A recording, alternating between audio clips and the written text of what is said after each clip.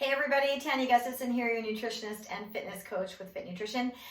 Today I want to talk about gluten, right? Something that the world is talking about, has been for several years now. So many people are finding that gluten is upsetting to their systems. And this topic came up because I was chatting with somebody about gluten the other day, and they were saying that, their daughter is really sensitive to gluten. But the other thing that she said is, and those gluten-free products, a lot of times they might even be worse for her. And so that's why I wanted to bring this out here, because I know a lot of people are probably frustrated with this issue. And just because, we need to get this clear, just because something is gluten-free doesn't mean it's healthy for you or good for you, okay? Doesn't mean it's going to stop the inflammation that's happening inside your body. So gluten is inflammatory, and anything that's inflammatory, if you have inflammation, okay? If you have something that's painful, you've got discomfort, you've got redness, you've got bloating, you've got rumblings in your stomach, you've got maybe diarrhea, or you've got constipation, you've got acid reflux, you've got inflammation in there. Okay, there's many more things, but that's a lot of them. And those are things that are all inflammation. They're speaking to you, telling you that there's inflammation inside there. So gluten is an inflammatory thing. It's found in food, but it's an inflammatory thing. And when we remove it, people find that a lot of those symptoms clear up. The thing is, we got to remove it for a long enough time to let all the inflammation clear up and heal up, so that we can heal the gut on the inside, the gut and the intestines and all that sort of stuff. And a lot of the gluten-free products have things in them that they themselves are inflammatory. So you might remove the gluten, but then maybe you're putting in corn, or maybe you're putting in sugar, or maybe you're putting in vegetable oils, maybe you're putting in chemicals or fake sugars or things like that, because to make something gluten-free, they're only looking at taking the gluten out. They're not looking at how healthfully can we make this food item, whatever it happens to be.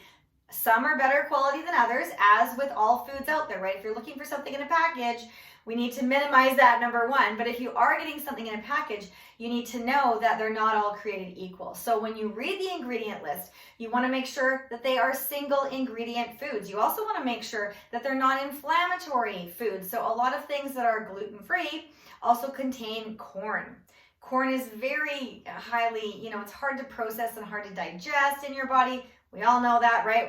It goes in, it comes out kind of the same. Sorry. But we know that it's really hard to digest. It's an inflammatory item that goes in your body. It's an inflammatory food. So you want to really avoid that, okay? So just because you're pulling out the wheat and the gluten doesn't mean that everything else they put together in that little package to make it gluten-free is going to be good for you.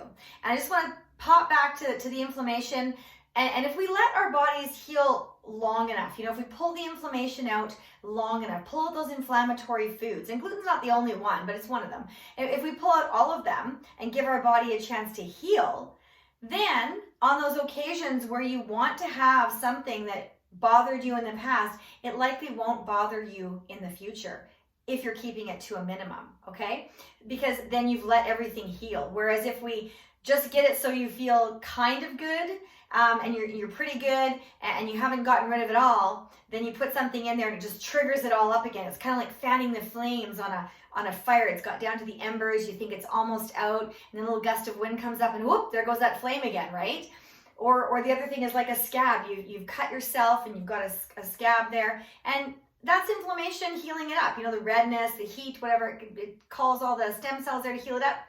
But then, you scratch it on something again and the scab comes off. Well, then it takes, a longer time to heal. Whereas if we let it heal completely, the scab dries up, it falls off, the scar heals, and then you're fine. You can bump that hand, you can scratch it if you got an itch, and you're not going to cause that same inflammation, right? So think about that on the inside. If you have something going on in there, and whatever it is you're doing, whatever food you're putting in is continuing to trigger that, whether it's gluten, whether it's dairy, whether it's soy, whether it's sugar, whether it's alcohol, tobacco, whether it's too much coffee or tea, too much caffeine, the black stuff, all of those things can be inflammatory. And so thinking about that, if taking one of them out is good, but you're still not completely there, really think seriously about pulling all the other ones out for a good amount of time. And that's why we do the 21-day reset, pull them all out.